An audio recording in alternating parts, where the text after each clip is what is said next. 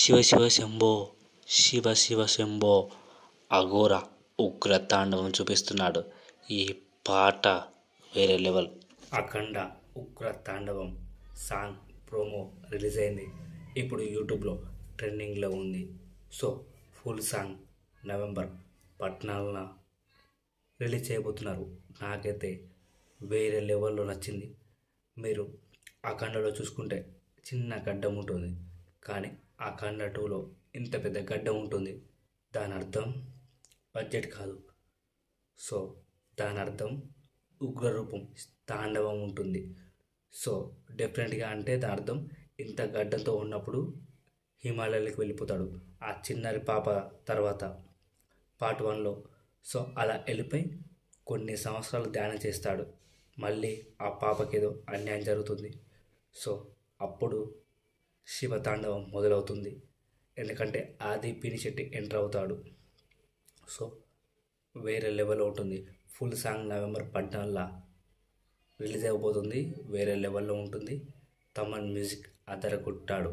ఈసారి థియేటర్లో శివ తాండవమే, ఉగ్ర రూపమే. సో ఈ వీడియో చివరి వరకు చూడండి. కొత్తగా వచ్చిన లైక్ చేయండి, షేర్ చేయండి, సబ్స్క్రైబ్ చేయండి.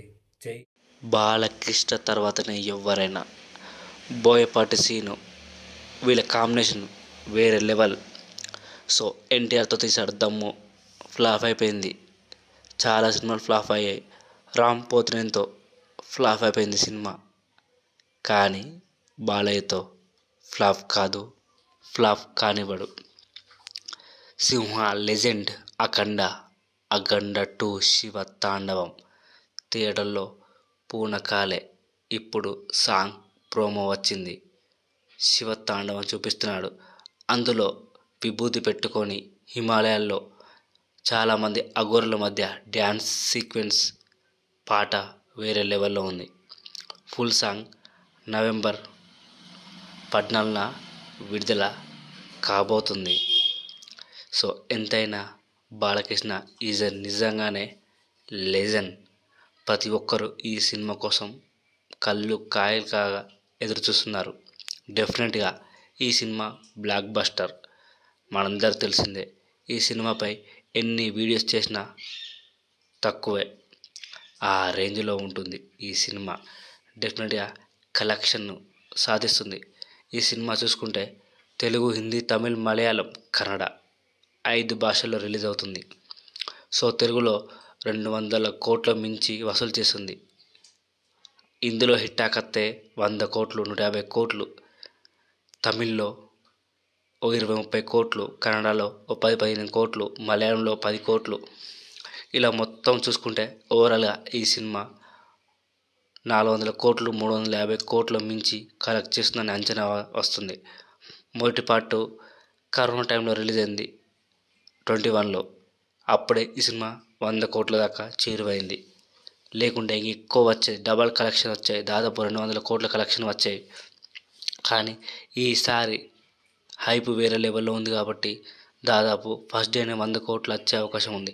హిట్ టాక్ వస్తే, బ్లాక్ బస్టర్ టాక్ వస్తే అన్ని భాషలలో దాదాపు 400 కోట్ల మించి వసూలు చేస్తుంది. ఇది బాలకృష్ణ కెరీర్లోనే హైయెస్ట్. చిరంజీవికి అంత కలెక్షన్ రాలేదు, నాగార్జునకి రాలేదు. వెంకటేష్ 300 కోట్లతో సంక్రాంతి వస్తున్నంలో టాప్లో ఉన్నాడు. కానీ బాలకృష్ణ అందరిని దాటి తన సత్తా చాటబోతున్నాడు. ఇంకో సినిమా వస్తుంది గోపిచంద్ మల్లేని డైరెక్షన్లో. ఆ సినిమా వేరే లెవెల్లో ఉంటుందట. వీర నరసింహారెడ్డి తర్వాత 2023లో వచ్చింది. ఇప్పుడు 2025లో అనౌన్స్మెంట్ అయింది. డెఫినెట్గా ఈ కాంబినేషన్ అదిరిపోద్ది. గోపిచంద్ మల్లేని డైరెక్టర్. సో తప్పకుండా తమన్ మ్యూజిక్ ఇల్లో భలే ఉన్నాడు. నాకు తెలిసి ఉగ్ర రూపం ఏంటో ఈ సినిమాలో మనం చూస్తాం. కలెక్షన్ కూడా అదే రేంజ్లో వస్తాయని మనం ఆశిద్దాం. డెఫినెట్గా భారీ కలెక్షన్స్ వస్తాయి. సో అది బాలకృష్ణ స్టామినా. బాక్స్ ఆఫీస్ బద్దలవ్వాలి, పూనకాలు అవ్వాల్సిందే. సో థియేటర్లో పూనకాలు డెఫినెట్గా ఉంటాయి. సో ప్రతి ఒక్కరూ ఎదురు చూస్తున్నారు. టికెట్ 200 పెడతారు ఒక్కొక్కరు. మరి చూడాలి ఇది ఏ రేంజ్లో ఆడుతుందో. ఇంకా సాంగ్స్ రిలీజ్ అవ్వలేదు. సాంగ్స్ రిలీజ్ అవుతే వేరే లెవెల్లో ఉంటుంది. ఫుల్ సాంగ్ నవంబర్ 14 అందరూ వెయిట్ చేయండి. నేను కూడా వెయిట్ చేస్తా. జై అఖండ 2.